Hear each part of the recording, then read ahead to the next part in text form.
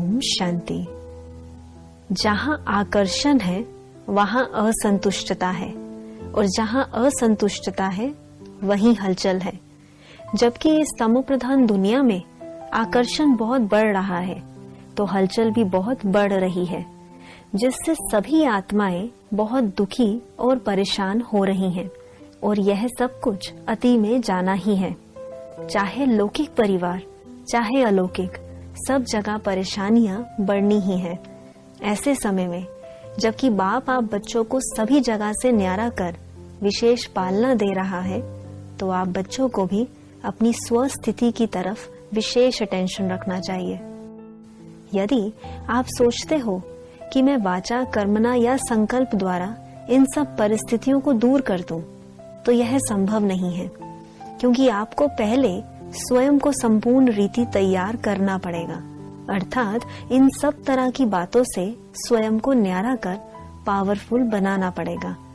तब ही आपकी पावरफुल स्थिति आपके आसपास के हलचल को खत्म कर सकेगी। इसलिए स्वयं को अचल अडोल बनाना है, जो आप केवल बाप की श्रीमत प्रमाण ही कर सकते हो।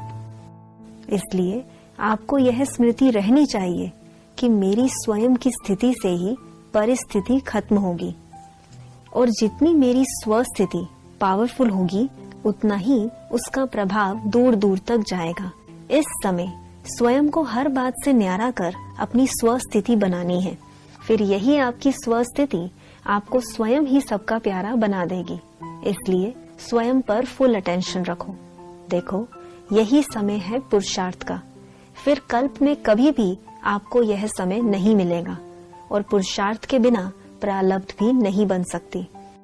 इसलिए स्वयं को हर बात से न्यारा कर अपनी हर समस्या, चाहे किसी भी तरह की हो, बाप को संकल्पों द्वारा समर्पण कर बाप की श्रीमत पर पूरा पूरा चलने का पुरुषार्थ करना है। अब पुरुषार्थ का समय बहुत ही लिमिटेड रह गया है। आप सभी को भी अपने को सदा चमकता हुआ सितारा अनुभव करना है। आपको सदा फील होना चाहिए कि आप लाइट हाउस, माइट हाउस बन मस्तक के बीच चमक रहे हो। जितना जितना आप स्वयं को अनुभव करते जाओगे, उतना ही औरों को आपसे साक्षात्कार होगा। इसलिए आप अपना अटेंशन और अभ्यास बढ़ाओ, तभी आप स्वयं को अनुभव कर पाओगे।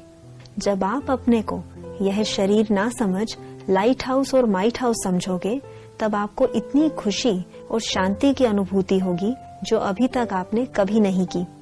देखो, आपके एक एक सेकंड की प्लानिंग बाप की है।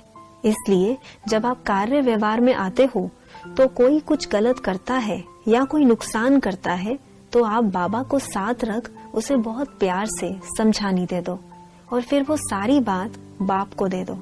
उससे न्यारे हो अपने पुरुषार्थ में लग जाओ।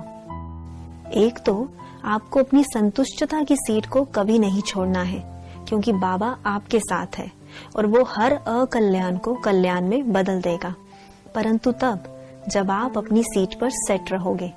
अच्छा, ओम शांति।